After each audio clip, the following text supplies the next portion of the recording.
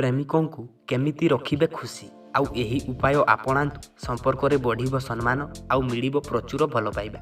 ଆଉ ଆଗକୁ ଏମିତି ଅପଡେଟ୍ ଖବରଗୁଡ଼ିକ ସର୍ବପ୍ରଥମେ ଜାଣିବା ପାଇଁ ଆମର ଡିକେ ଓଡ଼ିଆ ୟୁଟ୍ୟୁବ୍ ଚ୍ୟାନେଲକୁ ସବସ୍କ୍ରାଇବ୍ କରିନିଅନ୍ତୁ ଏବଂ ତା ପାଖରେ ଥିବା ବେଲ୍ ଆଇକନ୍ଟିକୁ ମଧ୍ୟ ଦବାଇ ଦିଅନ୍ତୁ। ତେବେ ଏକ ସୁନ୍ଦର ପ୍ରେମ ସମ୍ପର୍କରେ ଉଭୟ ପରସ୍ପରର କେୟାର ନେବା ଆବଶ୍ୟକ ଆଉ ଦୁହେଁ ଦୁହିଁଙ୍କ ଭାବନାକୁ ବୁଝିବା ଜରୁରୀ।